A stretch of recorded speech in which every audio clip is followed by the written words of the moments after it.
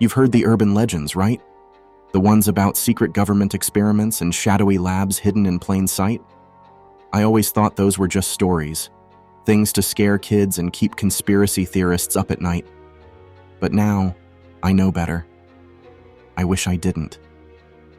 It all started when I was recruited for a study at a local university. I'd been struggling with insomnia for months, sleeping only a few hours each night, if at all. The doctors had tried everything: pills, therapy, even hypnosis. Nothing worked. So, when I saw an ad looking for volunteers to participate in a sleep study, I jumped at the chance. The study was simple, or so they said. A new drug, they explained, designed to eliminate the need for sleep altogether. Imagine that, never feeling tired, never needing to sleep. They told us it would boost our productivity, make us more efficient. They promised us money, too, enough to cover my bills for a year. The catch? We'd be staying in their facility for a month. It seemed like a dream come true, until it wasn't. There were 10 of us, all insomniacs, desperate for a cure. The facility was nothing special, just a bland, sterile building tucked away in an industrial park. Inside, it was even more nondescript. White walls, fluorescent lights, and the faint hum of machines. They put us in individual rooms, each with a bed we wouldn't need, a desk, and a small bathroom. We were monitored constantly, cameras in every corner, recording our every move. The first dose of the drug was uneventful. They injected us, then watched. I didn't feel much different at first, just a slight tingling, like my nerves were waking up. Hours passed, and while I should have felt exhausted, I was wide awake. It was exhilarating at first.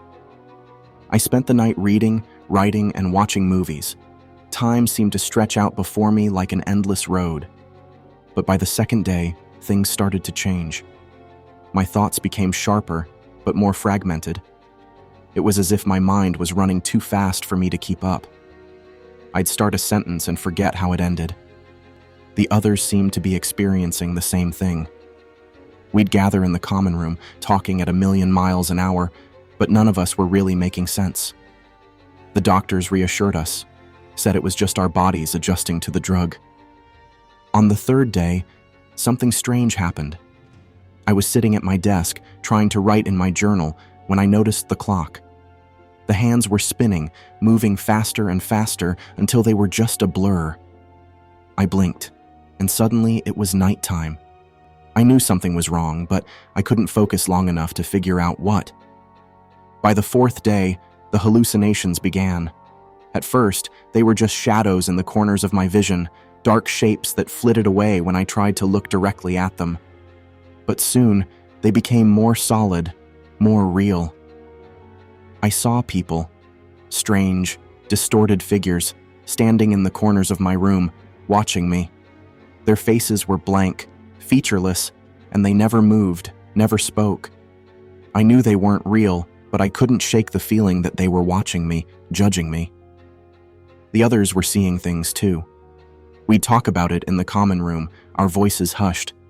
We were scared, but none of us wanted to admit it. The doctors just kept telling us it was a side effect of the drug, that it would pass. But it didn't. It got worse. By the end of the first week, I had completely lost track of time. Days and nights blurred together in a never-ending stream of consciousness. I couldn't remember the last time I had slept, or even if I had ever slept at all. My mind was unraveling, and I knew it. I started seeing the people in my room during the day.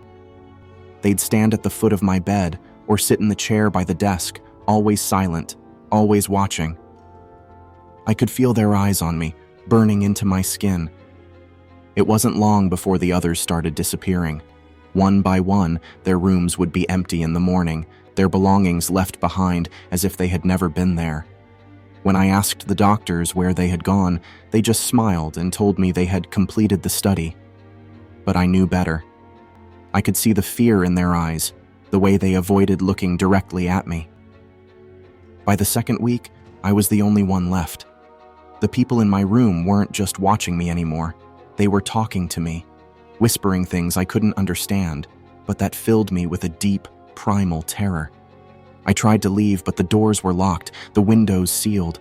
I was trapped, alone with these things that weren't real, but somehow were more real than anything I had ever known. Then, one night, I saw myself. I was standing in the corner of the room, watching me, with the same blank, featureless face as the others. But I knew it was me. I could feel it. I could feel myself slipping away, losing whatever was left of my sanity. I don't know how long it's been now. Time doesn't mean anything anymore. The doctors stopped coming. The lights flicker on and off at random. The people, those things, they're always with me now. Always whispering, always watching. I've tried to write down what happened, but the words don't make sense. Nothing makes sense. I'm not sure if I'm even awake anymore. Maybe I'm still in that bed, dreaming all of this. Maybe I never left the study at all. Or maybe this is what it means to never sleep, to be trapped in a nightmare you can't wake up from. If you're hearing this, maybe it's too late for me. But if you ever see an ad for a sleep study or hear about a drug that can make you stay awake forever, don't do it. No amount of money is worth what they did to us. No amount of time is worth losing yourself to the darkness. Because in the end, sleep isn't the enemy. It's the only thing keeping the nightmares at bay.